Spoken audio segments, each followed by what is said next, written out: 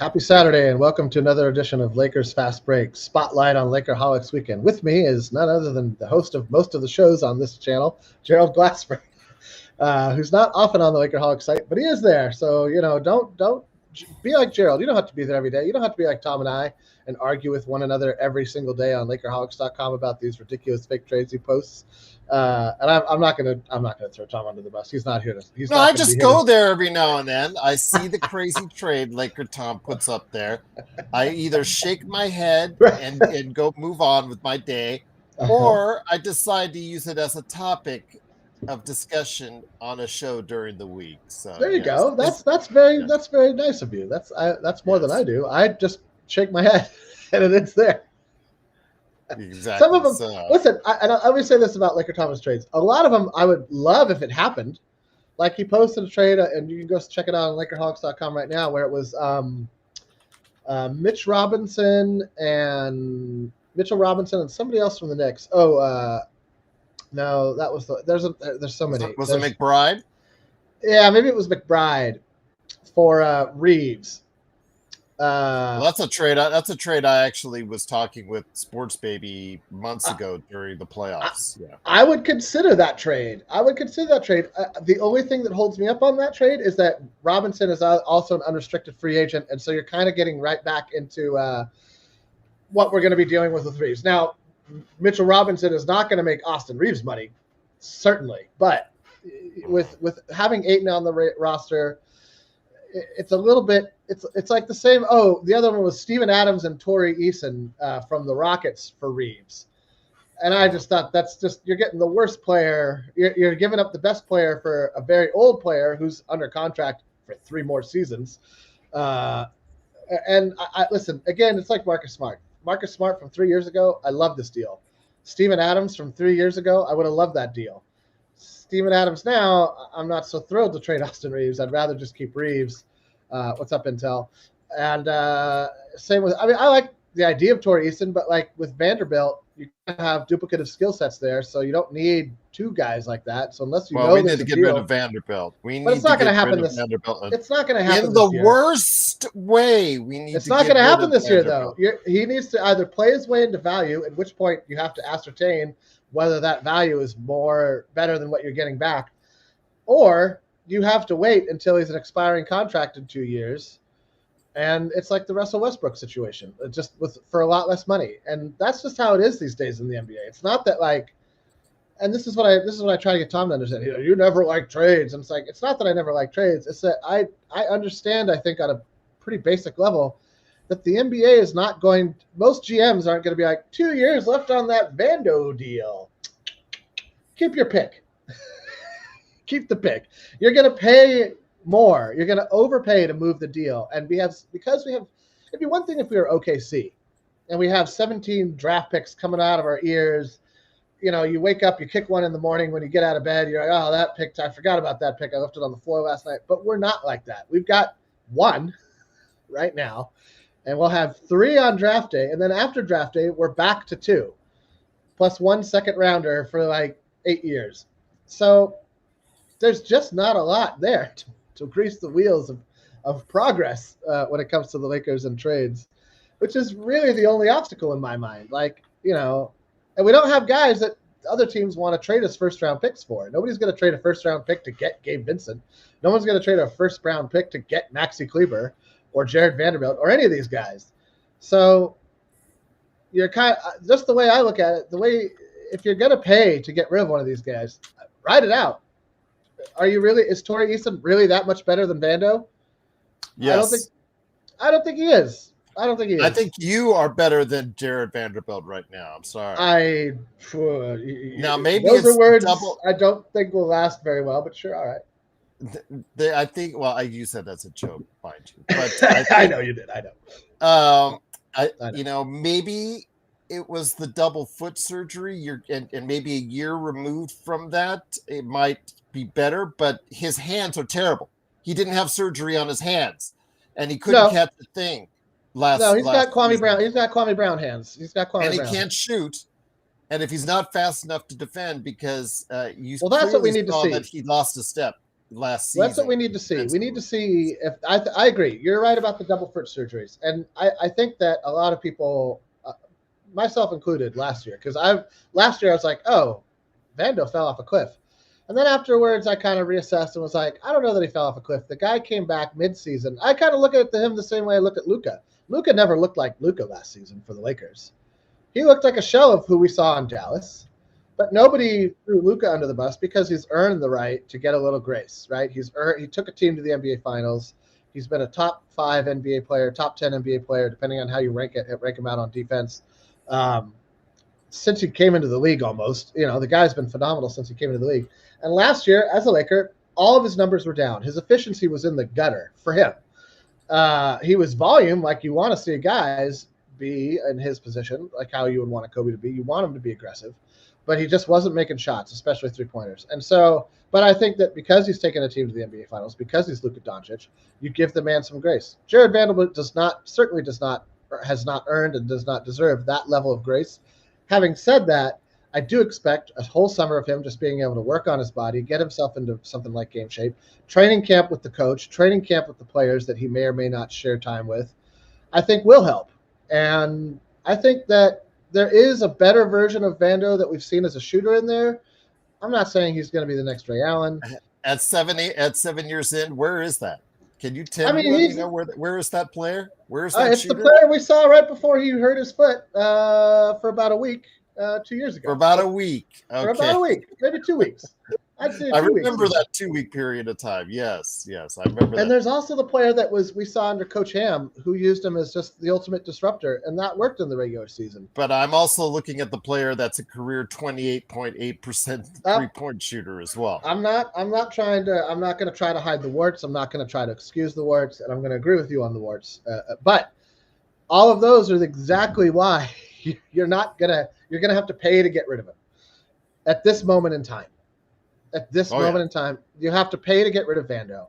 And so knowing that that's absolutely true, yes, it's my opinion, but you might as well take it as 99.9% truth, because the same thing happened with Russell Westbrook and his astronomical deal when we traded for him. We would have had to pay people to take Westbrook off our hands up until he was he was an expiring contract and due to be an unrestricted free agent the following year. And then he represented fantastic cap relief for whoever got it. Vando won't represent fantastic cap relief, but in 2 years, an expiring deal, something you can include in a contract deal for a better player, put a couple deals together, also maybe expiring, that is decent cap relief for a team. And as we've seen this summer, come the last day of the season, if you don't feel like your roster is a top 5 team, GMs will not hesitate to cut bait and run. They will trade good players for expiring money, and they will do it happily. And those are the kind of situations the Lakers need to take advantage of, because they don't have a lot of draft capital to grease the wheels of success. Okay. All right. Well, again, that's the logic.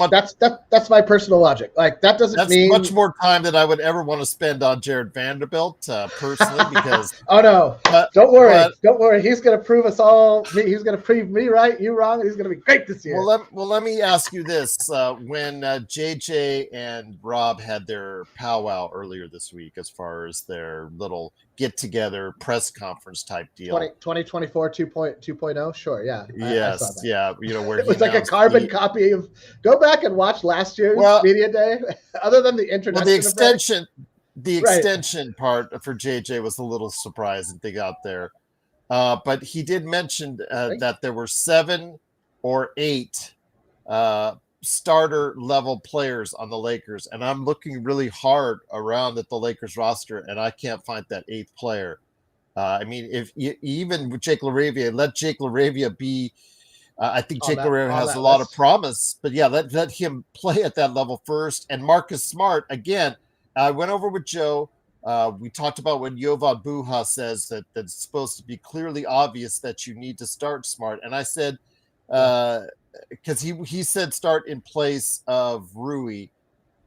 Joe wants Smart starting ahead of Reeves. I Not happening. can't. I need to see 10, 15 games of Smart on the floor, giving you 25 minutes and 33 to 35% shooting from behind the arc before you go there, and giving you good defense as well. Because again, like you talked about, he had the Defensive Player of the Year. Then the next year he fell off a cliff in Boston, which was why they traded, and it had to kill him to see him being traded to Memphis. Then the year after he was traded, they won a title with his replacement. And then the next 2 years after that, the 2 seasons after that, he played a total of 54 games. I have to see him healthy and anywhere near. I'm not asking for DPOY. I'm asking for anywhere near that level. I don't know. I have to see it on the court. I have to see he can stay on the court because he's now 31. Did he, on those imitation parquet floors in Boston, did he, give up so much? Because those effort guys, Jamie, the candle runs at both ends with those guys early on, and sometimes they'll burn up their batters. As far as it's concerned, they'll just put so much out there that it gets too much. Like Alex Caruso. Is Alex Caruso going to be that guy that in the not too distant future just breaks down? I mean, he's had extensive injuries since he's left the Lakers. Is he going to be able to stay out there consistently for OKC? That's the question I have for Marcus Smart. Well, there's a blueprint for the success that you're talking about, and it's how the Lakers managed Rajon Rondo when he was a Laker. And Rondo didn't play a lot the first 2 months of the season. He'd play a little bit at the beginning. Something would act up. He'd go down for a month. He'd come in for a little while. Something would act up. He'd go down. And then he was generally ready about 4 to 6 weeks before the playoffs started. Plenty of time to get in sync, especially because Rondo knows and understands his role. He's smart enough to use whatever physical gifts he has to the maximum ability.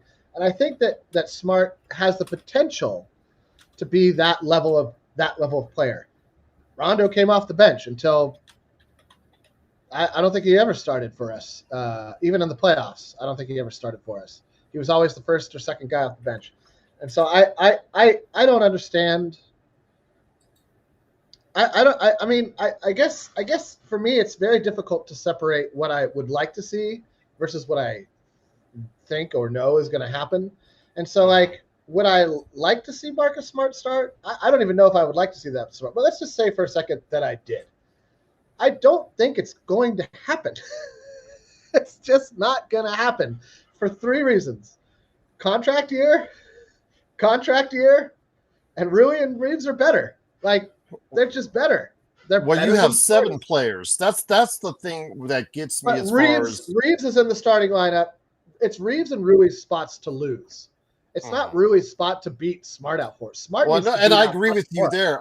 Because it's all about the veterans, and it's all about the certain basketball hierarchy, and coaches don't want to interrupt that, and it's political behind the scenes. With something like that, and egos come into play, and like you said. Those guys are all going after big money in the off season. In fact, like I said, that's the reason why if somebody, including me, I haven't decided yet on our predictions when I'm going to set them out where I put the Lakers in during the season. During the season might be higher than lower is because there are 7 players playing for a new contract next summer, which will incentivize them during the course of the season to maybe on those games against Portland or against Charlotte or against whoever to find and muster up some stats or muster up some games that will help win games that you normally maybe would just gloss over or whatnot. So, a 50-win season to me is still a very real possibility for the Lakers because of that fact. Now, if does that mean it's going to ultimately be a good playoff run? That I'm still coming to grips with right now. But I will say this: when it comes to, like you said, we're going to put automatically Smart in there, and Jovan Buha said it's obvious that that's the case on Twitter. If you guys want to look it up, I don't think it's obvious because of his health risk. I understand what he brings or could bring defensively. I just want to see it out on the floor first. I want to see it out on the floor, what kind of player he still is before you make that call. You can't just run up a few, training camp in the NBA is so short, Jamie. You It's just such a can't joke. have him run up. It's a Yeah, joke now. It's a joke. Yeah. Compared to what it used to. Yeah. I mean, and Ruaman, great to have you here. Yeah, What's up, is that Ruaman? Joe Soro would tell you F this, F that, and just do what you want to do. But these egos in the NBA, you know it, especially when you've got agents feeding stuff in their ear all summer long about what's up ahead and what they're asking for. So if you come to Austin, who is looking to get 25, 30, 35, 40, possibly even $1 million a year, I didn't say I would pay him that. I'm just saying if I'm his agent, I'm filling that in his head. Or Sure. Rui, who's looking for 20 to 25 million a year himself, I'm filling that up in the head as an agent. I don't want JJ coming and say, hey, I'm going to get you out of that starting lineup and go ahead and say, you know what? I'm going to go ahead and bring in Smart because the defensive mindset that he brings, and that's great and all, but to those guys, going to the bench, if they come off the bench, that is tens of millions of dollars less they can ask for in the offseason. And and that's something you cannot discard that. I know Joe was trying to say that he doesn't care. He doesn't care. Well, these guys do care because these guys do care. It's their money. Yes. What's up, Kurt Affair?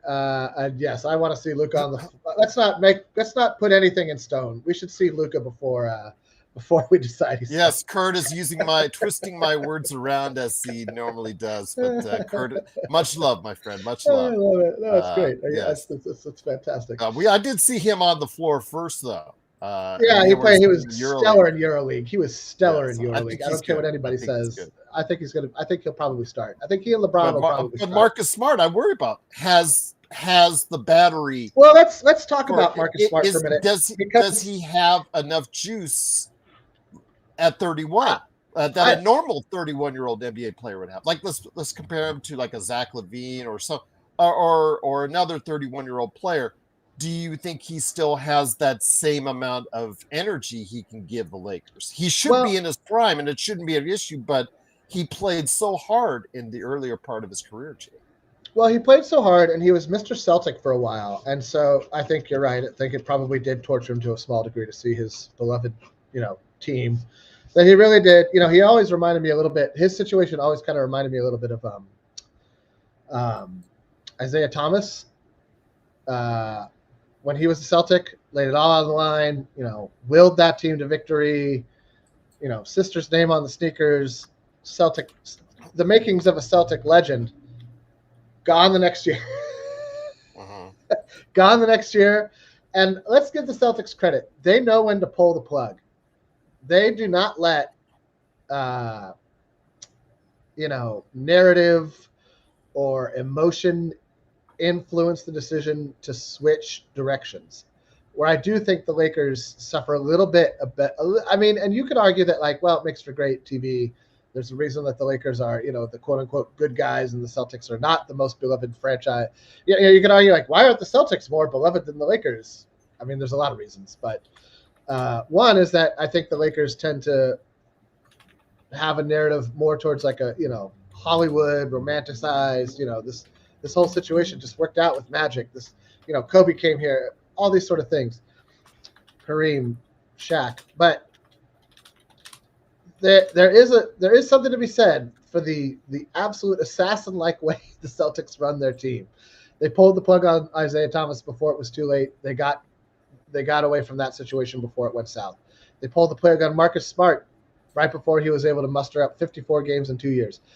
Now, you could make an argument that if the Grizzlies were in the playoffs in either of those 2 years, that Smart maybe would have played more, that they wouldn't have shut him down quite so early. But I don't think that's the case for the injuries he suffered closer to the beginning of the season. I think those are all legit. I don't think you shut a guy down, in December or January for, a quad or an ankle or a finger or any number of, We can go down the list of injuries he suffered as a Grizzly, and they're none of them encouraging. None of them are like drastically bad, like no ACLs, no Achilles, but it's all repetitively the ankles, repetitively the lower body, and repetitively the hands. And those are the things you need to be a good defender. Those are the tools of a great defender. And so I'm a little bit, I'm treating Smart the same way I'm treating Vando. Like, you got to show me you can be that impact player that I think you have the potential to be, but I'm not willing to like go out, push my chips all in on it and say, I believe in this guy. I don't believe in Marcus Smart. I'm more optimistic about Vanderbilt having a bounce back season, to be honest, than I am Marcus Smart having a bounce back season, just because of Vando's age. He's only 26. There's not a history of injury there, other than the weird injuries that he had to his feet. Those are a little bit troublesome. If your feet aren't there, you got no game in the NBA. So those are the things we got to find out about these guys. I don't think it's smart to start Smart simply because you're starting 5 in theory. And, I give JJ Redick a lot of flack. I thought he said something incredibly intelligent for a basketball coach, and especially a Lakers coach, when he was asked about the starting lineup. And he said, I don't have an answer for you. I came into this thing last year with a starting 5 that I was certain about, and they played 8 games together. So I'm not going to spend a lot of time right now trying to tell you what my starting lineup's going to be. We're going to go into camp. We're going to see it from there. And I just was so incredibly happy to hear somebody say something that made any kind of sense whatsoever on that topic, because that is the truth. The truth. I hate it when coaches we lambasted Darvin Ham for it, and we lambasted Redick a little bit about it last year too. I want to see a starting 5 that's going to play 60 some odd games together, and we're going to have this great unit. And that just ignores like NBA life and how the game works and how injuries and everything factor into how your team is playing. And so it just was very refreshing to hear that from JJ Redick, and it gives me hope that we'll get a calmer JJ Redick. We won't get somebody who's breaking clipboards and throwing a little hissy fit on the sidelines during a game, which isn't cool. I hope we're going to get a less panicky version of Redick in the playoffs. That's a long way off. We'll see. I thought he really just kind of fell apart very quickly as a coach in the playoffs last season. And it was Didn't you say that same thing, though, about Laker Tom?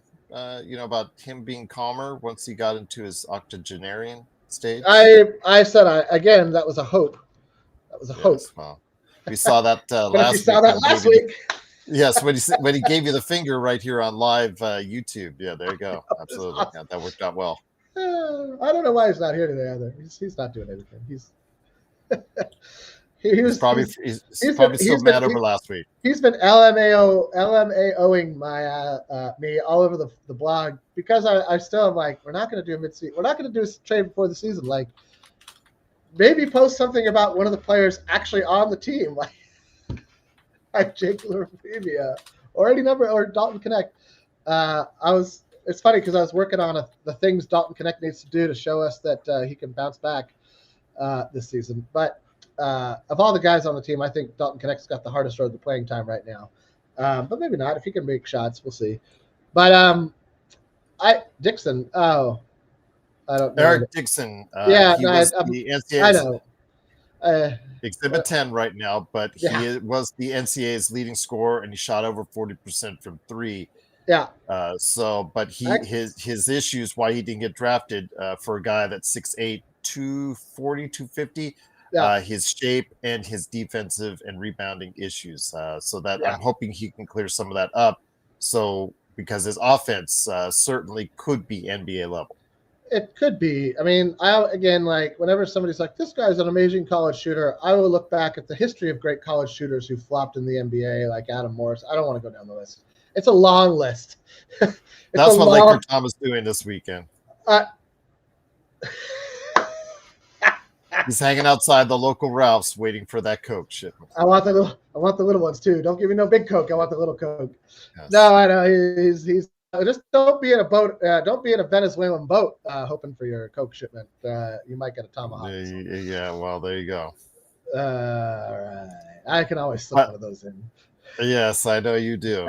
But I will say this again: when it comes to training camp, it's going to be interesting to see, like you said, what is that? And Adam said that. What is this roster going to look like? I mean, it's 14 guaranteed contracts. The Lakers really can't get a 15th because the fact they're so No, close to the second tax apron. they can in Um, January. They can in January they because can in then January, but the right now they salary can't. enough time will have passed for the salary that they're paying Yeah, that person and they to can be prorate. fit. They can prorate a Yeah, contract on that, but right now they can't. And in no. doing so, they're going to battle with what they have. I don't see any last minute changes or any last minute trades. I'm hoping wrong on that because I'd still like to see the bench bolstered even more, but unfortunately, I don't think that's going to be the case with media day right around the corner, Gene. Well, there is one thing that could shake all of that loose, and that is a potential Kuminga deal. Jonathan Kuminga is currently holding the Golden State Warriors hostage and their entire offseason. And it seems like they've got their ducks mostly lined up in a row. I think it really just depends on what number Kuminga actually accepts if he takes the QO, which I really think there's a chance he does. And that would then basically signal the end of his time as a Warrior. Everybody will say nice things the whole season. Oh well, we hope to work this out. Well, I think he has. If he signs a QO though, he has a no trade clause. Well, that's why he's going to do it. Okay. He seems to be. He seems, just based on what I've read. I don't know as much about this as I would if I was an actual Warriors fan. I don't think, but based off of what little I've read, it seems like he is as invested in controlling where he goes as he is in the amount of money that he makes this season. I'm not saying that that's his MO going forward, but just that this season he's willing to take a financial hit, a 1-year financial hit, and try to recoup it on the back end, and then control. Then he can control to a better degree, slightly better degree. We've seen a lot of guys think that they were going to get paid this summer, and that didn't happen. Quentin Grimes, THT, who's out of the league. A lot of guys going overseas when that money doesn't, NBA, even a veteran minimums deal isn't there because teams are capped out. A lot of teams are capped out. They're right up against it, and they're not going to go over for a guy on a 15th roster spot who's probably not going to play much.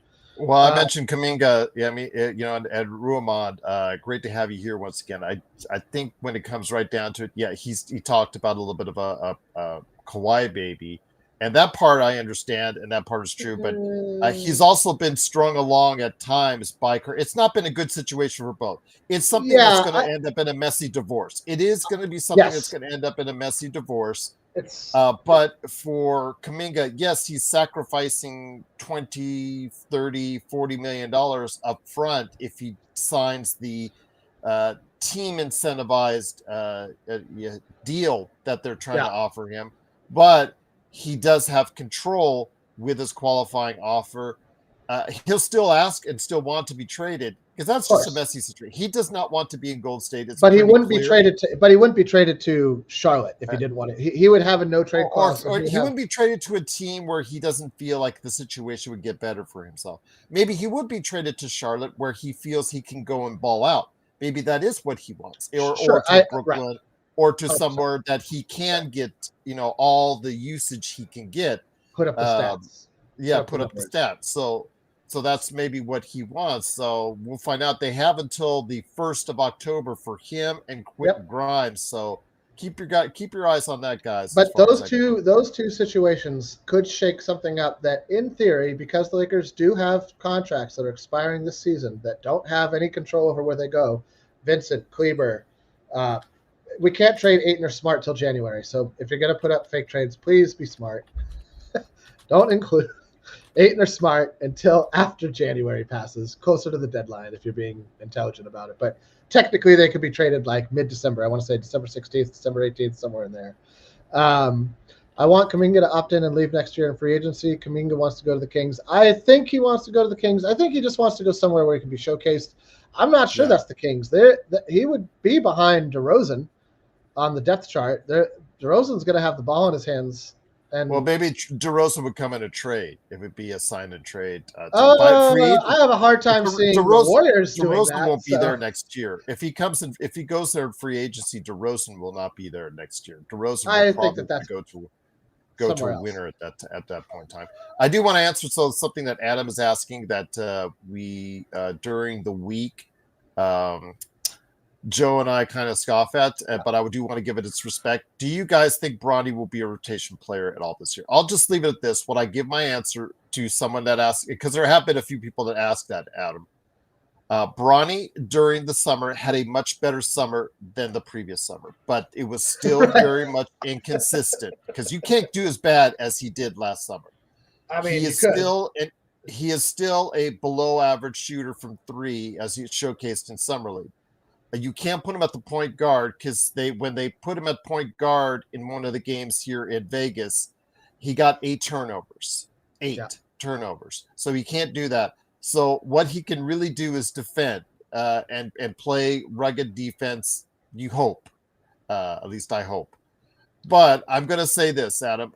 Initially, right away, I don't think he'll earn playing time, but it's an 82-game season. And Joe cringed when I said this, but I think he knows it's true.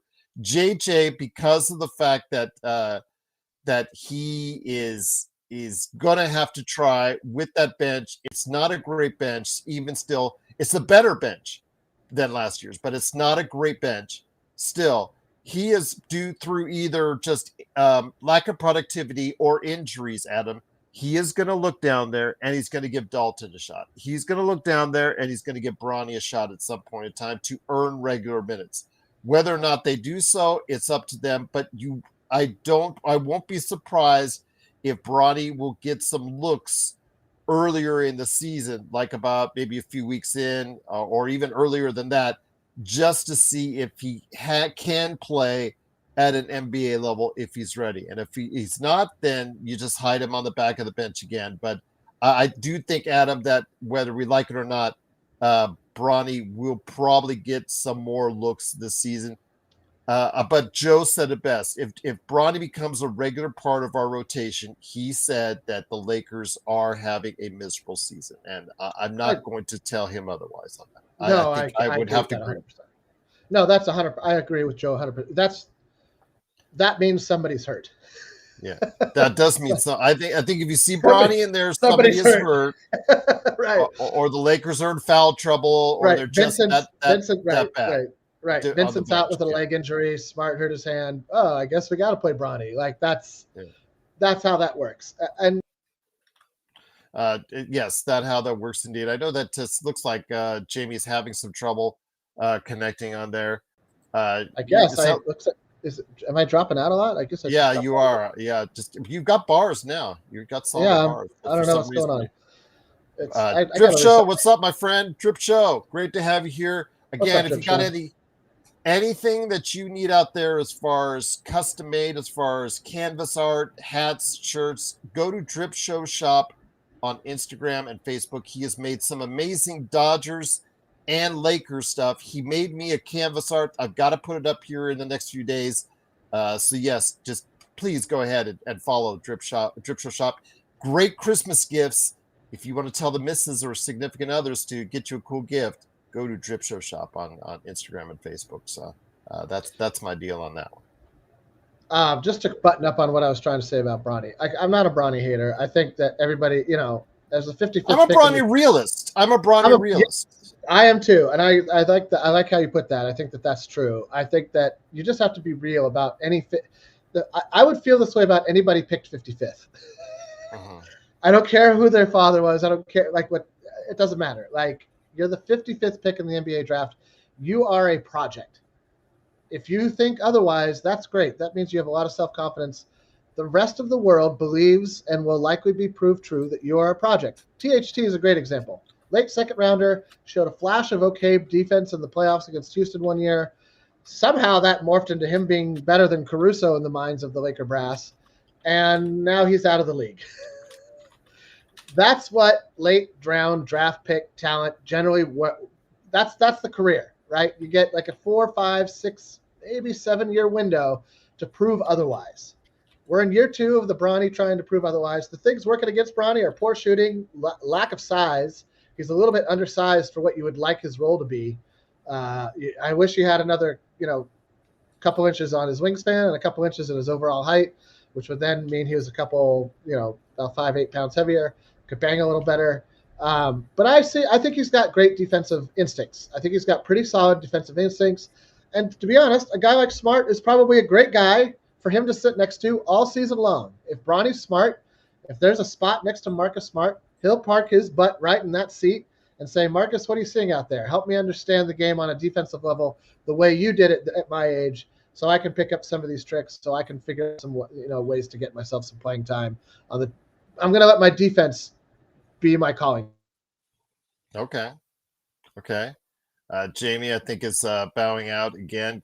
Jamie, looks like we've lost him, but once again, I'm going to get him off here. But I want to hear from you guys out there while Jamie comes back to us. What are your thoughts on the Lakers as they head into training camp? Do you guys feel more confident? I think the Rockets injury to Fred VanVleet, I know I've heard some, I don't know if you guys have been listening to all the shows that I listen to. Get Jamie back in here. What's going on? It's so weird.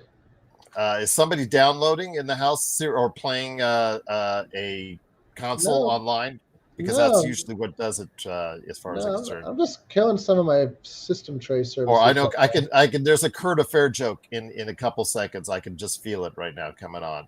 What I just opened myself up into. But anyways, I do want to say that I do with training camp coming around, I do have a little bit more inspired hope. I've heard in recent days both for and against what the Rockets are going to have to do because of the loss of Fred VanVleet. I've heard like numbers. It's funny because I've heard numbers that support Fred VanVleet being out there and being a vital cog in the Rockets machine. And then I've heard other stats from Yahoo Sports, by the way, just on different shows. It was so funny because one show said that the Rockets may be better without VanVleet, and the one Yahoo Sports show said that the Rockets are worse with VanVleet. I think, though, having the stability of VanVleet and the championship moxie that he brings, it's going to hurt them a little bit. While Amen Thompson and Reed Shepherd grow into their positions, I think giving to the ball substantially to Amen Thompson is going to be an issue because it takes away a little bit from what he does best, which is defend at a high level, one of the highest levels in the NBA. But you're now going to make him more of a playmaker. But we'll see if he can rise up to that superstar level, which is a very good possibility. Reed Shepherd, if he can actually play like the guy that he was in Kentucky, we'll have to wait and see it. But that has to come now. I think that they're going to go through some bumps in the road, and there may be a chance for a team like the Lakers to maybe find a path around that and sneak a little bit higher in the Western Conference standings. There may be that possibility.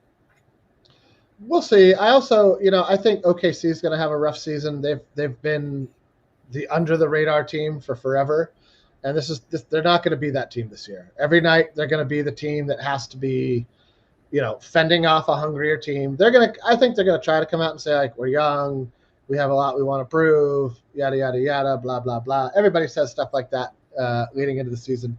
You don't know what it's like to have the target on your back until you have the target on your back.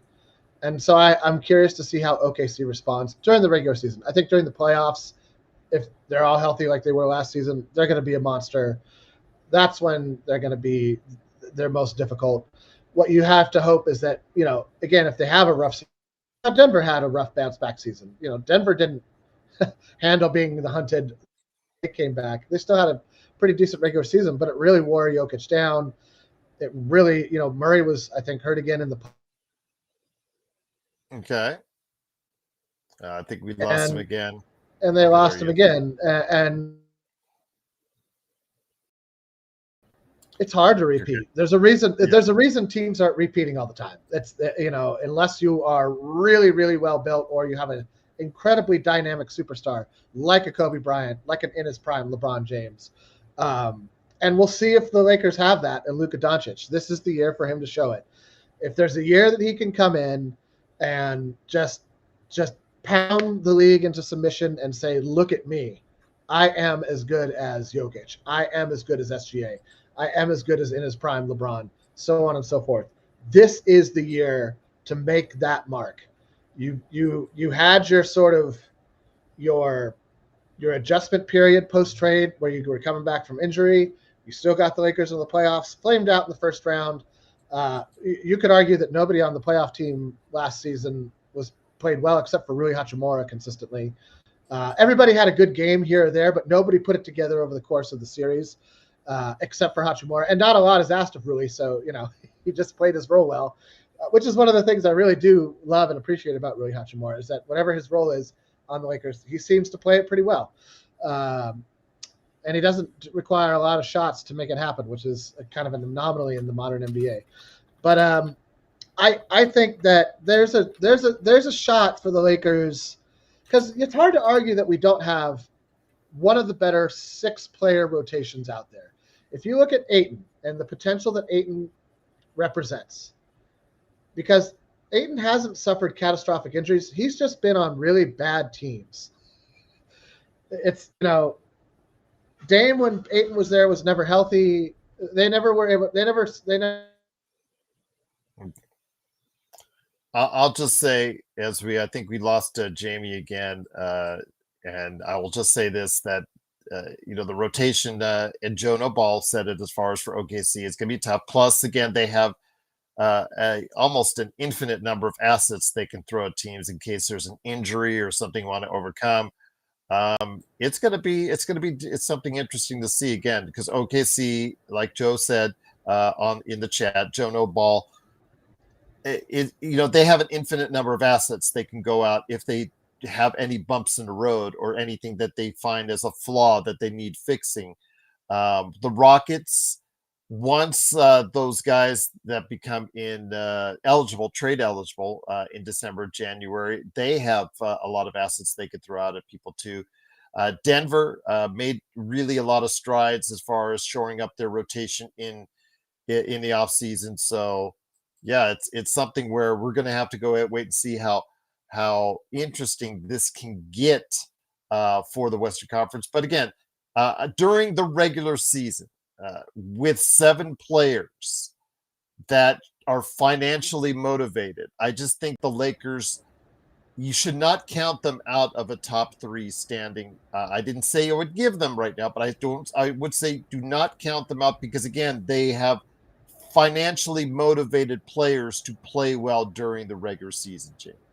I agree. And I think that that's a huge thing. It's interesting to me that the only player you've heard that there's any potential of an extension for is Rui Hachimura. I'm not getting the best internet in my bunker right now. I agree. I don't know what's going on. It's the lead shielding. I was going to remark to Curtis. I've got my 45-inch record player playing on my radio broadcast, like in that Kids in the Hall sketch, which is one of my favorite sketches. Chet missed 50 games and Williams played with the totaling, but the West is no joke, but Lakers still have one of the worst benches in the NBA. I don't know that we have one of the worst benches in the NBA. We had one of the worst. Well, hold on. We had one of the worst benches statistically in the NBA last season.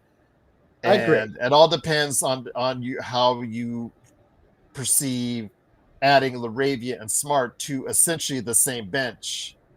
Does that substantially improve or just that improves? If it improves, that's fine, but that still makes them below average as far as bench wise.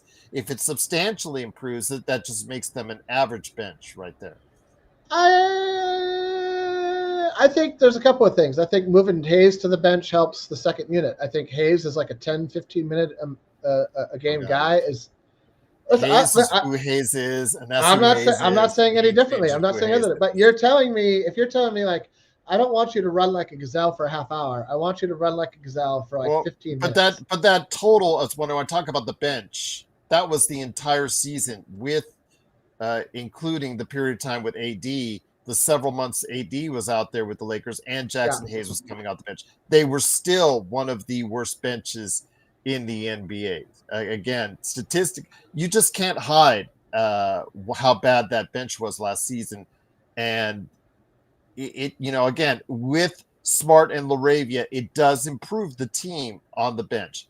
How much? I don't know. I don't know how much. I think LaRavia might be an interesting get at a cheap $6 million per year for 2 years. Very affordable. Very affordable, and he has the chance after having finally a good season that he can parlay that into more. But Smart, I just want to see it. I want to see him out there on the floor doing anywhere near some of the things that he used to do for 15 to 20 games before you decide to alter the scope of the Lakers' future. And I just want to respond to something Jono Ball put in the comment section, in the chat rather. JJ couldn't even trust the bench in the playoffs for 1 minute against Minnesota. That is bad. I don't put that all on the bench because you're also talking about a guy that we lost. I mean, and I'll make this argument now that I'll put it on the bench. I'll put it on the bench as far as, I mean, they didn't I'll put play. it on JJ, but I also put it on the bench. No. If you don't get a chance. And Rob Pelinka, too. If you don't get. I think we're losing Jamie again. But you've got it. I mean, Rob help makes it. He signs the players. He crafts the team. JJ is the one that tries to develop and utilize the bench going forward. But that one half where he had to totally rely because the bench had not been effective in the Minnesota series up until that point. I just think it speaks volumes, Jamie. I think it does. My point was this: is that and I'm sorry I keep cutting out everybody. It's driving me mad. I'm trying switching to auxiliary power here. I thought that one of the things that Redick did really, really badly in the playoffs was go away from things that did seem to me to work in the regular season, which was a little more Jordan Goodwin than we saw. And Jordan Goodwin played his role, I thought, phenomenally, which is why he was swooped up instantly as soon as the Lakers were announced. I don't use Napster. I use LimeWire. I only use LimeWire. Napster's for rookies, bro. Shout out to 2004. There you go. Right, all right. There you go. I want to download this Metallica song. It'll be ready in the morning. It's going to take 14 hours to download this one. The young kids will have no idea what we're talking about. None. I have all music right here. Yeah, whatever, bro. You don't know what it's like. You don't know. You don't know. Anyway, the good old days. Oh, yeah. Back when the internet was semi-respectable. Now it's just corporate BS. But listen. One of the things I thought Redick did was try to reinvent how his team was going to play in the playoffs, rather than go at work. Jordan Goodwin played great in the regular season for what his role was. He didn't see any time in the playoffs. We got killed on the glass. We never played our biggest player. You could argue that Hayes was outmatched by Gobert. I would argue that he never really got a chance to prove that. All of his minutes were in garbage time. And Redick truly panicked in that second to the last game where he played the same 5 guys for 24 minutes straight in the basketball game. These are not the hallmarks of great coaching. This is not great strategy. Those are panic moves. Those are desperate gambles that you're praying to God pay off. You're looking at, you're doubling down on when you're asking for a card when you're sitting on 17. These are not smart gambles. Come on, and if you watch basketball, I think that's true. You don't just go away. You just don't abandon what worked for you in the playoffs. You tweak it. And so I thought Goodwin deserved playoff minutes, and I think he'll see a much expanded role on Phoenix, and I'm curious to see how that works out for him. I am not sold that we lost. I think we lost the better player in Goodwin when we chose Smart over Goodwin. That's not a popular opinion, but I'm going to stand by it until proven otherwise. I really liked what Jordan Goodwin brought to the table for us last season when he got a shot. He shot the ball well from 3, if not at volume. I don't care about volume. I just want you to make the shots as much as possible. If you take 3 of them, make 1 or 2. If you take 7, make 3 or 4. I don't like seeing 1 for 7. I don't like seeing 2 for 7. I don't care when the 1 or the make happen. Like, be smart. Goodwin, I didn't think I don't think Goodwin got a chance to play. Gabe got exposed in the playoffs. Gabe was terrible in the playoffs. Gabe fell off. And Vando was absolutely miserable as well. And Vando was not great either. Although he didn't get much of he didn't have much of a role. How's Goodwin in Boston? I don't remember. I don't care about. Goodwin played only 7 minutes. Didn't really do anything. He didn't even make a 3. He only had 3 points the entire series, so he wasn't given much opportunity in 4 games to do much of anything. I'm not too worried about how. All I can say is what I saw last year. I'm not worried about what he did in Boston. Boston can go fuck themselves. Sorry, I know it's a family show, but I'm never gonna not say that. I have Joe on the show. What can I say? that went out a long time ago. Boston. We could go on and on and on. Actually, I just rewatched The Departed, and that's the only thing about Boston that I like is that movie. The only thing. Jack Nicholson is absolutely phenomenal in The Departed, as is Leonardo DiCaprio. Anyway, I digress. I think this is my problem with the coaching last year. I thought that Coach Redick panicked in the playoffs. Feel free to disagree with me. That's entirely your opinion, Planet Earth. My opinion is I watched a coach who was outcoached by Chris Finch, which is, let's be honest, not saying a lot. When you think great NBA coaches, at the top of the list is not Chris Finch, I guarantee you. I mean, he's fine. He has a rotation, guys play, he takes them out. Seems to work for Minnesota, but like, I don't think of him as my boy is wicked smart. Exactly. So many great lines in that movie. Anyway, I don't want to get into it. I'll go off a deep end here. But I just that's one of the reasons I was surprised that we extended it. He did fine in the regular season, taking that team to the 3 seed. The way the West is, some of that's luck, some of that's it is what it is. That was great, and I won't take away from that. I thought he turned in an equally poor performance in the playoffs. I thought Coach Redick was not prepared mentally, spiritually, possibly physically. I don't know. But, we'll see. We'll see how this all shakes out this year. Evidently he talked to Sean McVay. I don't know what that does for you as a coach in the NBA, but great. He went to a Rams practice and was like, oh, wow, you got a lot of guys on this team you got to manage. That looks annoying. I don't know what.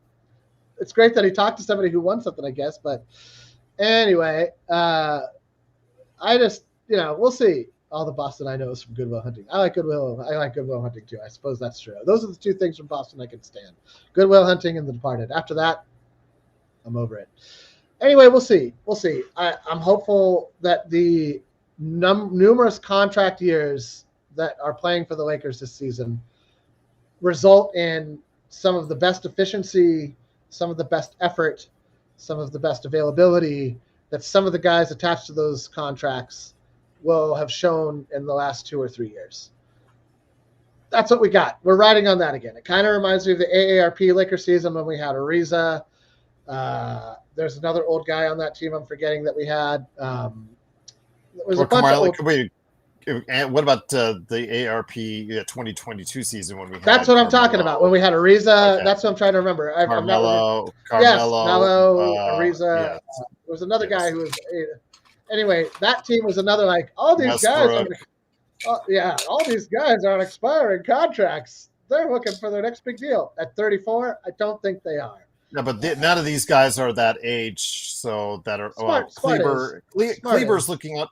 Kleber is looking like he's on his way out to Europe. That's pretty much fair on that one. But Vincent is trying to go ahead and still stay in the league. Yeah, I would agree with that. I know that as far as some of the other guys, Smart would like to stay in the league. Ayton certainly wants to stay in the league. Yeah, and that's the thing. Ayton needs to show that he's still a starter in this league. I think this year is very definitive for him. If he does not show out this year, he will not go and get a starter level center money in the offseason or even close to it. Kurt Bazemore. Thank you, Kurt. Yeah, you're Keith right. Bazemore, yes. Kurt Bazemore. Kent Bazemore. Kent Bazemore. Yeah. Kent Bazemore. Man, I was going to get there eventually. Yeah. Keith Bazemore, Kurt Bazemore, Kent. Let me ask you a question, Gerald. What is the best DeAndre Ayton season you can imagine? I'm not saying don't, and be real, and I know you will, but be realistic. 17, 11, and 1.5. Yeah, that's about what I'm hoping for as well. I'd like there is an imaginary place in my brain where Reeves, Ayton, LeBron, and Luka all average 20 plus points per game, and Luka threatens to crack 30, so that you're looking at roughly 90 points a game from your starting 5. Well, I put it this way. I put it to Joe this way. I said if Marcus Smart is not in there and it's the regular 4 plus DeAndre Ayton, yep, you have one of the top 5 offensive starting lineups in the league. Absolutely true. He was not true. he was kind of like, maybe I can. No, I think it is one of the best offensive starting lines. But the thing is, the defense. The defense is a huge question mark. Yeah. How bad the defense will be, that's another story. But Kurt is asking, with the Lakers' mandate for championship level fitness, which again JJ has stressed this week, and he stressed as they were leaving after the Minnesota series, and I'm sure he was questioning at that time Luka. Now he's just questioning the entire team. What under the radar Lakers players do you think benefit most from this? Obviously, Luka is number one on this assessment. Mike, to throw you something out there, my guess would be Eric Dixon would be the other, because most of those guys are in shape year round. Most of those guys don't usually have weight issues outside of someone, say, like Eric Dixon, who does have some concerns with his size and with his weight going forward if he's going to make the NBA, which is a possibility because of his offensive skills. But I just say, as far as the championship level fitness, Austin, they've got to want it at this point, with so many people that are on the line as far as what they need to be paid in the future, or what they would like to be paid in the future. They have to be in top shape. And again, we'll bring it right back to Marcus Smart. Is he in championship level shape? And to answer your question, Kurt, if on the regular roster, I think now that Luka's showed that he is in good shape and hopefully will stay in it, my second would be turning into Marcus Smart, because we don't know what kind of championship shape he truly is in right now as of yet. I would say the same was true for DeAndre Ayton, except for mental shape. Can you stay in the game mentally for 70 games this season? Just 70. No one's questioned his body. No, it's all up here. It's all up here. And I'm not even going to ask for 82 games. I'm calling right now. There will be 12 Space Cadet games from DeAndre Ayton right now. 12. I can live with 12. I don't want 12, but I can live with 12. 12 Space Cadet games, and you've got a most improved player potential for DeAndre Ayton. At least there's no snow there in Los Angeles that he has to worry about. Yeah, oh God, that terrible snow. Yes. Where did it come from? Because you know why? Because he couldn't make a game because I know. He got snowed in. I can't. But this is what I'm saying. I'm not so foolish as to think like, oh, now that all these guys are Lakers, all these terrible habits they've had through their entire careers in the NBA are out the window. Let's not fool ourselves, right? Let's not fool ourselves. Money is a fantastic motivator. A lot of money is on the line for a lot of guys. And so that is, I think, a reason to be hopeful. Does that mean this team is all together next season? Probably not.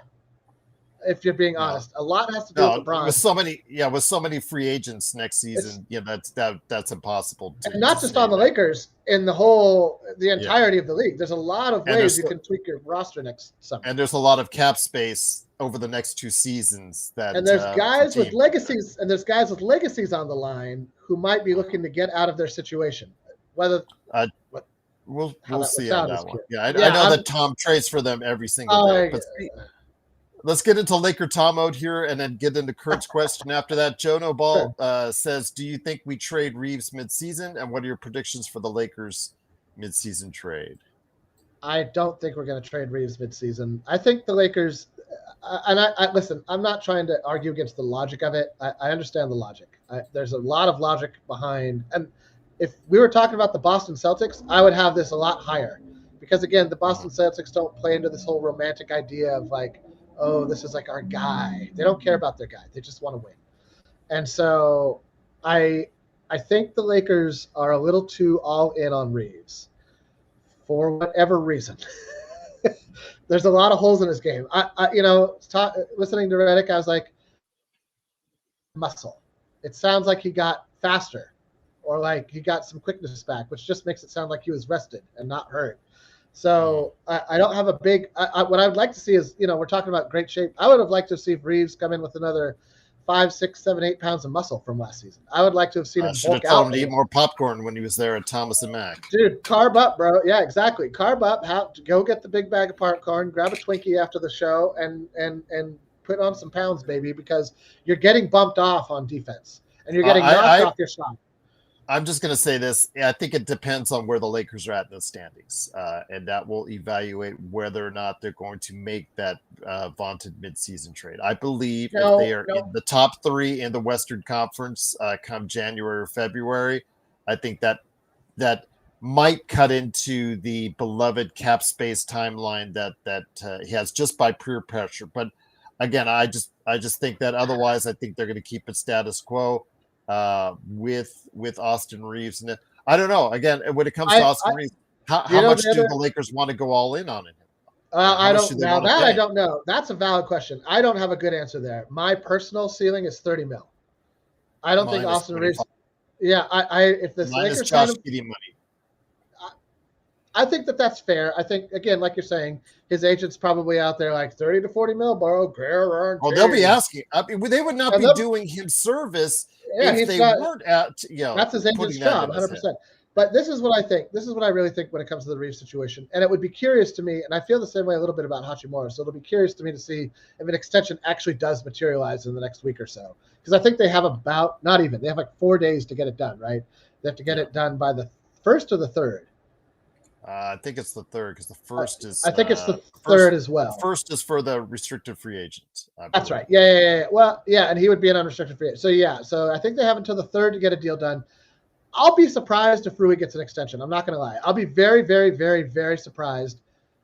I just don't. I think the Lakers are doing their due diligence. I think they're being friendly with the agents and not trying to shut doors or give off the appearance that like we're just remaking the team next season, things of that nature.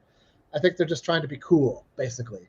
But with Reeves and potentially Hachimura, you have an interesting situation on draft day where you can still sign and trade Reeves, and you'll have 3 draft picks, and you can use Reeves's sign and trade potential in a trade for a pretty good player on draft day.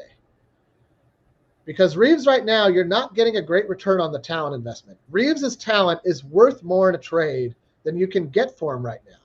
You have to add in another crappy player, which means then the other team wants a first-round draft pick. And now you're just diluting the return on your Reeves investment. If you're the GM of the Lakers, you have to look at that Reeves trade chip as better than your first-round pick.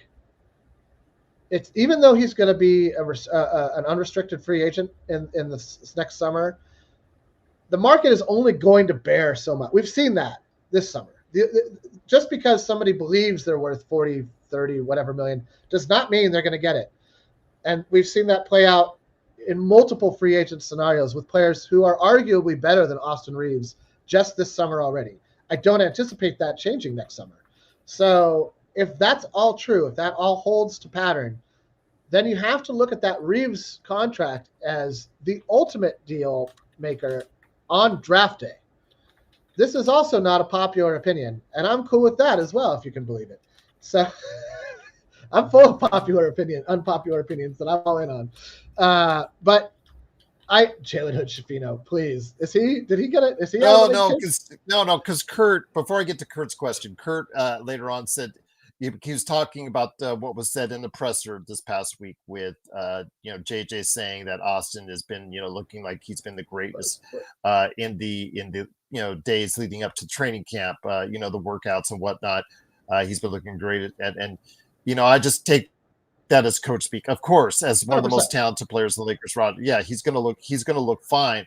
And some of that is just to blow smoke. But some of that is just great this year. Yeah, Dalton Connect has had a great summer after summer league. Well, and that's the thing I want to get into. But yeah, it's this coach and GM speak. You got it. Just some of it is just BS and just blowing smoke. And of course, Austin has been looking good, and you hope that that's going to continue to be the case because there's a lot of money riding on it. But I want to get to Kurt what he said about Dalton Connect. Because again, I think he's a wild card in all this. I don't know where his head is at mentally. It looked terrible in summer league, but Kurt said, "Can expectations be reset for Dalton and JJ?" Because he mentioned that he was tired out from overworking out, causing him to be gassed in the summer league.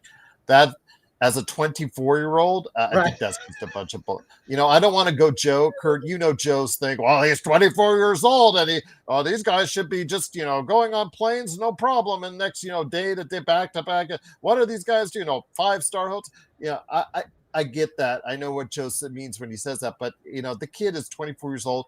You know what happened to him when he got traded, and that trade was canceled by the Lakers. He went out to lunch mentally, and it's not come back yet. And as we talked about over the years, basketball is not just a physical game, but a mental game as well. And if you don't have the right mindset, it can be very bad for your confidence. And we clearly saw that during the, I saw it live at Summer League, and I have real concerns about Dalton, about how much this is going to affect him. It could be a situation where he might need a change of slate. He might need a new team to go on before he gets fully right. I'm hoping that's not the case, because I'd like the kid. Plays some of the worst defense in the NBA, but he is potentially a shooter between 40 to 45% in this league from three.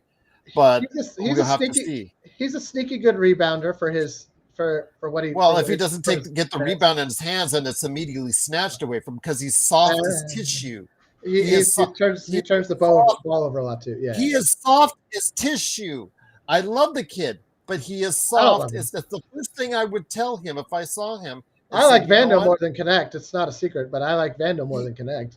He is soft as tissue. He needs to play with more force, more energy, more strength on the defensive end, and if he wants to stay in the league, because eventually it will catch up to him. And I really hope the kid straightens it out and becomes a regular part of the Lakers rotation. He is the wild card in all this, Jamie. If he becomes the player that the Lakers hoped for or thought they were getting when he would, when they got him in the draft. Yeah. And everybody, we all bought into the hype that he was, all these GMs passed over him. They made the mistake, whatnot. He's got to become that player once again. Got to put that trade out there and just put it behind him and move on. Would you trade Dalton Connect into somebody's cap space for a second round pick right now? Would I trade what? Would you trade Dalton Connect into what's left of Brooklyn's cap space for a second rounder or two right now? I would. I would for Brooklyn's, because Brooklyn's going to be bad. That would be. I would for Brooklyn's. I would for Brooklyn's because it also frees up about $5 million in cap space in a roster spot. I've seen Carrot Top in this town, by the way. I knew you were going to say that. Yeah, I knew you were going to say you've seen Carrot Top. Not a show. I haven't seen a show. What a show is. I've seen him on live TV, but I have seen him here because he's been in Las Vegas here forever. I have. You guys work out at the same gym? No, Baja Fresh actually was here with us. Yes, he's a frequent Baja Fresh. I gotta have this. Baja Fresh is good. Way better than Chipotle. If you want salmonella, go to Chipotle. If you want food that won't make you sick, go to Baja Fresh. I go to both, but I do like my fish burritos. So you're a gambling man out there in Vegas, though, Gerald. You're a gambler. All right, but training camp is around the corner. Media day is going to be fun because we get to try and interpret all that fun stuff. But yeah, go ahead, Jamie. I got one more thing I want to bring up. It's getting to be 12:30, so I don't know how much longer we got. But I think the biggest threat to Dalton Connect's playing time is Jake LaRavia. I think that Jake LaRavia has all the makings to be a better version of what Luke Walton brought to the Lakers. A lot of people are going to be like, what Luke Walton brought to the Lakers. I think that there are a lot of elements to Luke Walton's game that really fit in well with that version of the Lakers. You saw him when he was thrust into more of a role that there wasn't much left after that. But when you have Kobe and you have Powell and you have Ariza, Oratest, and Lamar, you don't need to shoot the ball a lot, and he didn't, to his credit. You need to pass, and he did. You need to try your best on defense, and he did. And you need to rebound, and he did. And I think that's what I'm hoping for out of LaRavia. I'm not hoping for him to be great at any one of those things. I want him to be competitive at all of those things. I want him to score 8 to 10 points a game. I'd like to see him pull down 5 to 6 rebounds a game in his minutes. I'd like to see him get 2 or 3 assists per game. Just kind of fill in fill in the gaps, man. If you can fill in the gaps, and I would like for Dalton to do the same thing, maybe with a little more emphasis on scoring. But I just don't think he's got the tools for the defense. I just haven't seen anything resembling those tools in his game yet. And ultimately, you either have to be a 45+% 3-point shooter, 42, 45, somewhere in there, or you need to at least defend a little bit. And he's not a 42% 3-point shooter. And so here we are. And he doesn't pass well. He doesn't hold on to the ball well. He doesn't. There's plenty of other issues with his game. And so that's the thing. If you have to address one or two of those issues. You either have to be able to get to the rim somehow, create your own shot, driving to the rim. You don't have to do it fast. You don't have to have blazing speed. But you have to understand how to work your way into the paint and put up a basket. And not like THT. I'm not saying like flip it under your arm off the top of the backboard. It rolls around on some weird thing, drops into the hoop. That's not basketball. That's luck. THT had the worst low pace game you could imagine for a guy with 20-foot long arms. Which was all that everybody ever talked about, was how wonderfully long his arms were, which is why I now hate when people say like, oh, but he's got long arms. Like, I don't care. What does he do with them? What does he do with the arms? I don't care how long or short they are. Is he good with those arms, or is he mediocre, or even worse, bad? If he's bad, I don't care. It just doesn't matter. Great. You're a bad long arm player. I only drive by PF. I work out near the. Okay. Yeah, it's because he's. Sorry, I'm just catching up. He's got to reference some of the Vegas things here as far as Planet Fitness is kind of big here in Vegas. So I don't doubt it. You drive by some of those huge buildings they got alongside the freeway. They very conveniently alongside every major freeway here in Las Vegas. So there you go. Absolutely. Are you swole? What do you bench? Yeah, there you go. Absolutely. No. No, I don't. Nothing. I don't bench. It's going to be interesting coming Monday. I'm looking forward to hearing the speak from everyone. Six. Well, so this is not quite as interesting as Clippers Media Day for altogether different reasons. So will Kawhi Leonard even show up? Will Kawhi Leonard even show up? So, well, no, he'll go like this because he's required. I think he's the NBA requires him. So Kawhi, about the allegations. I don't know. He'll say like one-word answers. Silence. No, he'll just silence the whole time. So, he might. Yeah. If he was smart, he'd be like, I don't know. I love money. Just be honest, man. Just own it. Own it. Just be who you are. I mentioned this week, Tom Haberstroh from Yahoo Sports said this about if the Clippers are feeling nervous about losing future draft picks, et cetera, trade them all away. Trade them all away, the ones that you can trade, so that you're just kicking the can down the line. So if they are going to take 5 first-rounders, it's like 2037, 2039, 24. Just trade them all now for a decent name player, and there you go. Let's trade all your draft picks away right now. And they can't try to trade Kawhi. Well, Joe said, no, that's just an admission of guilt. No, that's just an admission that they think that might something wrong. Whether they know whether or not they're guilty. But you know what? I would say you can't stop me from trading it. You can't stop me from trying to, because you've not made a determination yet on what that is. So why don't you trade all your picks now that you can, and leave the cupboard bare for the league to go ahead and try and get after it? Because then they just fire Lawrence Frank will be the GM in 2039 or 2041, most likely. So he might not be the GM next summer. Yeah, he's going to be gone. He's going to be on the golf course. He's going to be. I predict. Everybody thinks that the league's going to come down hard on Steve Ballmer. I don't think they're going to come down hard on Steve Ballmer. I think they need to. I think this is. I think we would all very much like them to. I think that what we are seeing, and if you purse Adam Silver's words on this topic, they are not very definitive or aggressive. They are very much like, oh, we'll see. Oh, we're looking into it. And there doesn't seem to be a lot of impetus. And I think they're just sort of hoping that after Media Day, a week or so into the season, 2 weeks into the season, it's mostly a non-issue for most of the NBA. There's some people who are going to hold on to it, especially if you're around the Clippers. You're going to have to ask questions about it. There's going to be news about it. But, I mean, let's say something like LeBron announces he's retiring on media day. That's going to nuke all the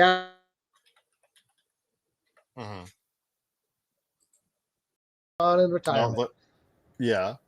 And go ahead. We got you back. You browned out for a second there. Sorry. Yeah. So yeah, I mean, either there might be. I think we're going to hear a LeBron announcement of some kind on media day for about. All I'm saying is that the attention span of the American public is now so short. So like, what's now? What's happening? What's now? What's happening? What's now? What's happening? Aspiration's already in the rearview mirror for a lot of fans. Already, it's already like, oh, I don't know. Did they figure that out? No, whatever. It's not my team. It doesn't really seem to affect anything. And I think that that's what they're hoping. I do think there will be some kind of penalty. I think there will be some kind of pick penalty. I think Lawrence Frank will be the one who is primarily thrown under the bus, even though he did no money sharing, even though he did none of the things. He's really not involved at all if you look at any of what people are talking about. I still kind of expect for him to be the fall guy. And that's I would think they need to void Kawhi's contract at the end of the season. I really think they need to. I really because that conduct by him and Uncle Dennis. Wait, are you saying at the end of this season? Yeah, because if you made him a free agent, like let's say in like December, let's say that the league goes through the process, you have to give it a few months. You have to give it some time for them to go through and just basically for the law firm to grease all the hours on this to the NBA. Let's be frank on that one. I just think that again, you will find where let's say the decision's mounted. I would not advise him becoming a free agent at that time. I would say either suspend him for the rest of the season and then he can void his contract. But doing something has to be done about these rogue agents from Uncle Dennis to Kawhi and voiding Uncle Dennis's status as an agent or whatnot, or taking away his license. That does nothing. That is nothing. It's hit it where the problem is. Kawhi went along with all this. He maybe even asked for all this. So with that, or some of this even. So we don't know. Again, behind the scenes, all this crazy stuff during the 2019 period and all this crazy stuff during the, the stuff with aspiration. I really think that you need to send a message to the player as well for, trying to really be active, him or his representative be active in circumventing the cap and making this. It's like when you have an employee that is good and you have to keep them, but they willingly know that in order to keep them, they want you to do illegal stuff or shady stuff in order to keep them. So I think, again, a message would be to suspend Kawhi for the rest of the season and then void his contract. That's the message I think you should get to not just the team. Of course, the biggest possible punishment you can get under the CBA for the team, of course, but also to that player for going along with it and maybe in some cases initiating it as well. That's just my deal. Yeah. So, all right. Do I still have Jamie on here? He has frozen on me again. No, I'm here. I'm here. Okay. I was listening. The Clippers didn't violate the CBA. Well, no, the CBA, it specifically says that it can be circumstantial evidence. There doesn't need to be a smoking gun. No, I'm not saying that. Not even that. What if the league does an investigation and they're like, oh, it looks like this investment is all on the up and up? Then there's outrage. That is just is there outrage. Is there? I would be outraged. I don't know if there's mass outrage. I don't know. Oh, there would be mass. Adam Silver needs to resign immediately if that's the case. would say the same thing, but we've also seen, the Lakers. Well, I will say it on the air. I will say it on the air, and many other people will say it on the air as well. I'm not going to disagree with that. It is detrimental to the league. It is detrimental to the league. And I'm not going to disagree with that.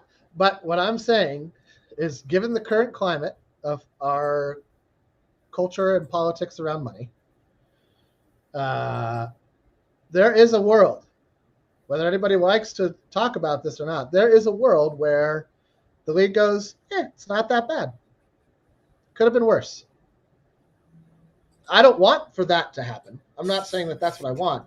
I am saying that it is possible. I'm just saying that it's possible. I think that if Silver were smart for the good of the league, for the health of the league, for the future growth of the league, you should come down hard on the Clippers. I still don't know if it's going to be as hard as people want to see. Well, no. Well, there's only a limit to the CBA what they can allow to take, and the money part of it is just it's insignificant. It's like it's like 7.5. Yeah, it's 7.5 million. That's I mean that part when people see it, if they're not up to date on what the CBA says, they'll just look at it. It's like that's nothing. That's the most they could do. If they throw the book at the Clippers as much as they can, I don't think they can do that. CBA allows them. Yeah. I don't think they can penalize them with the draft cap. I don't know that they can. But they can go down the line, Jamie. They can go down the line. Draft picks. They could say your 2040 draft picks are gone or whatever. Yeah. Which is okay. The draft. But remember, this is the thing. People try to compare this to the Minnesota situation, but people forget Minnesota was penalized 5 draft picks originally. They got 3 of them back. Yes, that's correct. You're right. 3 of them they got back. Not even that long after. It was just like, you've suffered enough. You've suffered enough. We've you're good. You learned your lesson, needs right? to send a message that this shady stuff is not going to work. And I said it on the air. I said you cannot tell me another team, a sports team, period, whether it's in European soccer, NHL, NBA, one of these teams is doing something funky like that. I'm sure there is. I'm sure there's more than one. But I'm sure it's not for your league now in the NBA. You have to set a precedent. You have to set a precedent. And if you don't, you're just leaving yourself open for more manipulation by other teams going forward. It's just that simple. I would hope. I'm just saying I won't be flabbergasted. Not as bad as people want it to be. I got one more thing for us today, and then I got to get going. Media day. LeBron announces he retires. Yay or nay? Nay. He's going to give you the generic non-answer. He's going to give you the generic non-answer. No, that's not LeBron. That's not LeBron. I think it's going to give you I just have to see how I feel at the end of the season. Blah blah blah blah blah. And I don't know. I think you're right. I hate to say it. I think you're right. We'll see how Bryce plays in Arizona. That's all I'll say, and I'll leave it at that. We'll see how Bryce is in Arizona. He's draft eligible next summer or the summer after? That is correct. No, next summer. Oh, yeah. He's coming back for one. He's a freshman in Arizona. That's all I'll say. Isn't he the better brother? Depends on who you talk to. Stone Hansen, my good friend, says no. I kind of say yes. I think he has a more NBA-ready body, but they say he's not as talented as I don't know. I've seen him. I think he's I think he's a little bit more complete player than Bronny, but that's just me. But I say, but most people say no. Most people say high schoolers. We're talking about high schoolers and amateurs, so it's not really like a Yeah, show me. I know that as Bronny was originally thought of as far as maybe barely a top 50 high school pick. He started rocketing up the high school draft as he got closer and closer to USC and whatnot. That was interesting how that, his prospectus status got closer and closer to USC, how that, before he had the heart attack, of course. Before he had the heart attack. That really messed everything up for him, or allowed him to follow right into the Lakers' laps, depending on how you look at it. Exactly. Current affair, yes. I am. Well, he's already got me banned on TikTok because of what he said about Bronny. So I can't wait till he goes off on Bryce, but we'll have to wait and see. But Jamie, you're banned on TikTok? Yeah. Wear that as a badge of honor, my friend. I do. Actually, I'm very proud of it. There is a video that is on YouTube. It's been put on Facebook, put on Instagram, I believe, as well. Nothing. But on TikTok, he F-bombed throughout about Bryce for about 2 minutes. What happened was I put it up there, didn't think anything of it. I went back about a month later to TikTok because I didn't frequent TikTok, and they said this account has been closed due to a post that was our audience, etc., etc. So yeah, and Can't bring that guy anywhere. You can't bring that guy anywhere. I told Joe, he has a future in OnlyFans or Cameo to just chew out people, to yell at people. It's like if you want to say happy birthday, he'll yell at you back, "Happy birthday, you MFer," and really yell at you or go off on a rant on you for 10 minutes for $50 to $100. He has a future in that. You think you're a CEO of a company? You're nothing. You're nothing to me. Yes, I'm in the results business. That's what he'll say after a tirade full of MFs. But Jamie, before we head out, I want to mention for me before you plug Lakerholics, because this is a Lakerholics show. You're great. I worked on it for most of the week because it took a lot of editing because Besley does not English is not his first language. But I edited and posted on this channel an article from him on his thoughts on he went in Laker Tom on a trade proposal. So if you guys want to read into that, it's now available on the notes part of this channel where I have to put Jamie Sweet's 5 things. Starting those back up in a couple of minutes. So and also as well my NBA team reports. I hope some of you guys out there are checking out.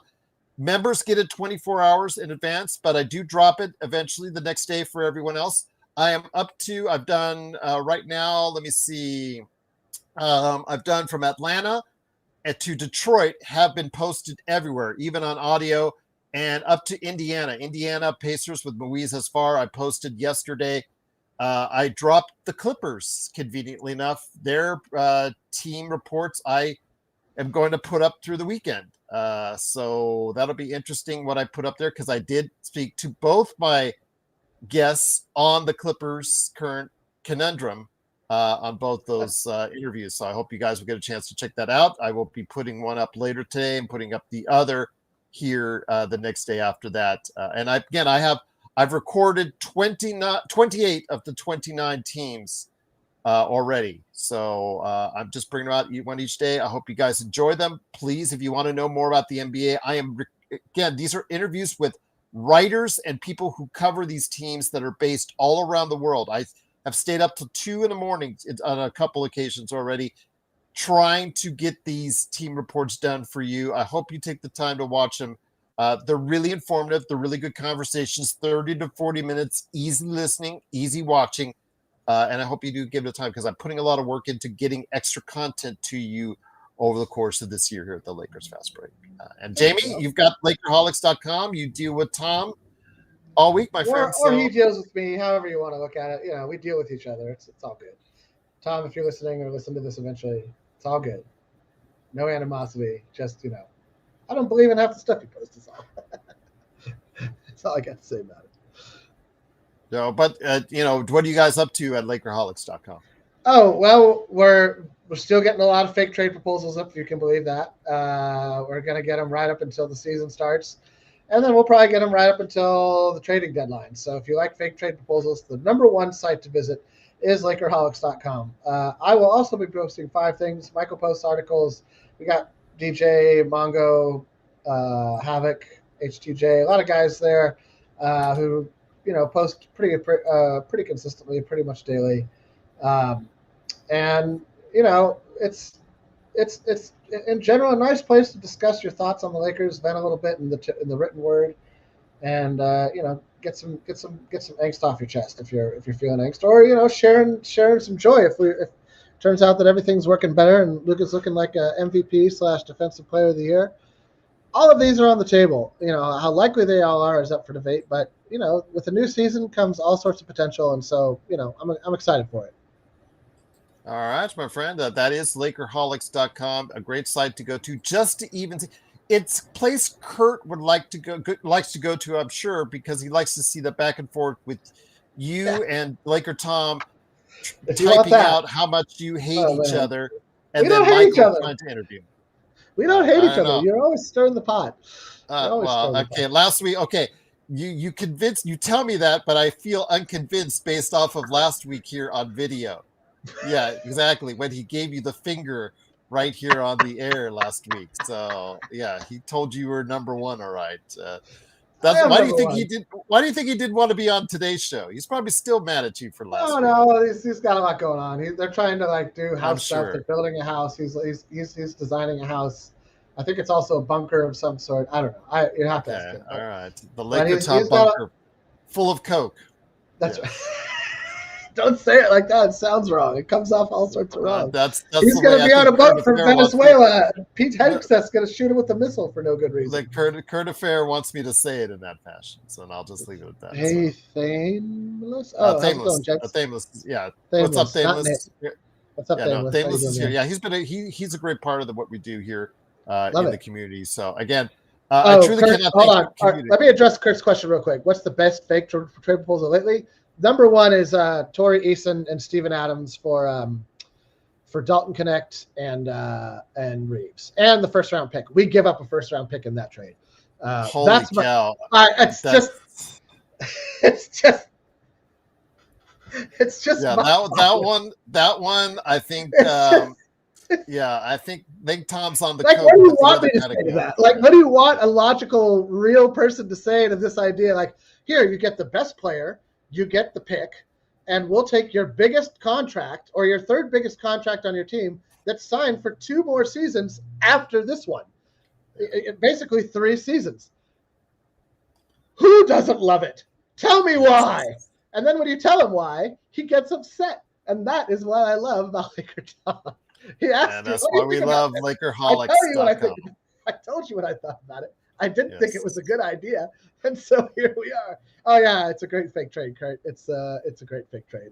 They're one a day easily. One a day like that easily. And they're not always his. Sometimes he reposts other people's terrible fake trades that he then shows himself agreeing with on Twitter. And I don't understand any of it. I don't understand Twitter though. I don't do Twitter, so maybe it's a failing on my part. Thameless, no, Pablo Torre did not drop anything new to this story. So did Ballmer even do like a media day? He did his like 3 days ago or whatever, or 4 days ago, right? Like when he addressed the media, or they didn't do like what? Last time we heard from Ballmer was the ESPN thing that he did right after. Oh, that was like a week ago. 2 weeks ago. But maybe we'll have something on Monday. I know that some of the Clippers writers that I've been seeing on LinkedIn or in podcasts, they're all looking forward to Monday. And I'm sure. Knives out. For once, the Clippers will have the more interesting of the 2 Los Angeles media days. Not if LeBron drops a retirement notice, they won't. I think the allegations. I think that. No, he won't. Come on, LeBron, do it, baby. You know you want a tour. Make it this year. The Ramona Shelburne interview. That's right. But. Again, Lakerholics.com. Please support if you're looking at this community. Thameless, the place to go. I don't know how to pronounce it. You love fake trades? Thameless. Yes, Thameless. Lakerholics.com. That's the place to come, man. They are all over the place. You do have to sign in. There is a login process, unfortunately. It's just so that we don't have ads and spam, and there's no ads. No, you can read it without doing it. You can read it. You can read all of the articles without signing into anything. But to comment on it, you do have to log into. But yes, you can just go to Lakerholics.com. You can just go to Lakerholics and read anything you want. Laker Tom's fake trades and just enjoy yourself and laugh. Yes. And I have to give Tom a lot of credit. And I make fun of Tom a lot. And let me say something positive about Tom, because he's got a great basketball mind. We just don't agree on a lot of things. I give him credit because he puts that stuff out there. He puts that stuff. He works hard on his trade proposals. He uses the ESPN trade machine.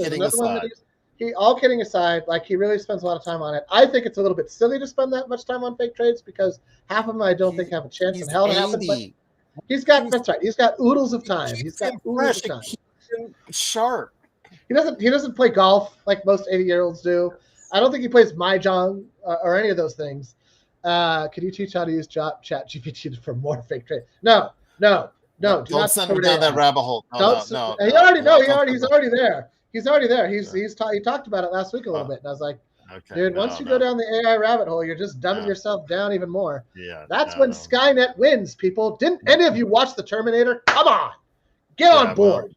Well, the Terminator series actually kind of got bad after T2, but listen, we won't talk about that. But does the point not remain that if you let the AI control everything, it will wipe out humanity? That's true. That's true, indeed. I don't think that it doesn't matter how if you're using it right now for like flowery trades and stuff. Anyway, ChatGPT's whatever. Skynet is what he has a bunker. Bro, you ain't wrong. I got a katana. I got golf clubs. We could take some people out Casey Jones style, TMNT Casey Jones style if we have to.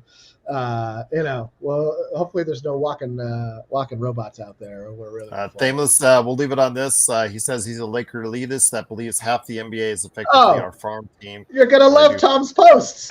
Tom's posts are all lead towards the Lakers. Yes. We get the best players. All the trades. Well, not the Steven Adams one. The Steven Adams one, I was like, why are you proposing this one? Like, this is just so bad. Maybe if we got a first round pick in that case, I'd sing a little bit different of a tune. But Steven Adams at 35 for 3 more years does not make any sense. Go to Lakerholics.com. Give it a whirl, Thameless. Give it a whirl. Check out Skynet, aka Laker Tom. Okay, I would love that. Please, I would love to be Casey Jones for Halloween. My daughter's going to be a zombie nurse, so she went from being a gentleman.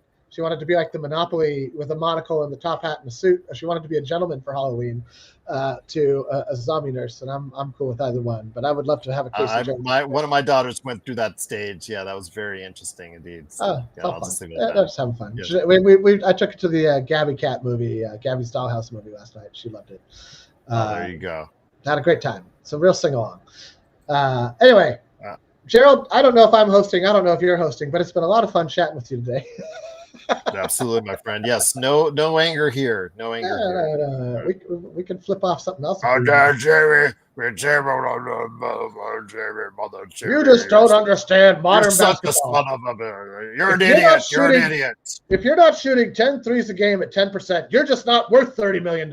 You're an idiot. Ask him how that 30% from 3 worked out for AD. When he got traded, he was at 29%. Or the 28% for THT and his really long arms, who's going to redefine basketball. Yes. Ask him about that one. And the masterclass Rob Pelinka puts on annually, only for like 2 months later or after the trade deadline, for us to have 3 months of Tom just absolutely throwing Rob Pelinka under the bus because he didn't make the trade he wanted. And then comes somebody's like, now he's a genius again. And I don't know why. And JJ, according to him, is the best coach ever. Oh, yeah, coach of the future. Even though, it just means we're going to pay him more money on the back end when he gets fired after the season. If you didn't, as Kurt always says, if you didn't help James Nesmith hang up the peach basket, you don't understand basketball, punks. That's how old Tom is. Oh, man, you got it in the Love you, Tom. All right. Let's get out of here, my friend. Thanks again for watching, listening. Please support great places to go, Lakerholics.com. I will be releasing the first of my Clippers interviews tonight. So go ahead and check out that one. As far as our team reports, hopefully Joe and I will be back to preview training camp tomorrow night as well. Looking forward to it. And again, Best League's thoughts. He has a fake trade. If you guys want to read that in the channel notes that are there as well. So Jamie, truly cannot thank you enough, my friend, for doing what you need to do here. Appreciate you stopping by. Appreciate you being on this channel, promoting Lakerholics, being on here. It's great extra content. I think that everybody needs to check out, and I always appreciate you guys when you stop on by. So Kurt, Thameless, everybody out there, Joe, everybody out there that was part of the conversation today, thank you so much for watching and listening. Lakerholics.com for Lakerholics Spotlight, and then, of course, everything that we do here at the Lakers Fast Break Podcast.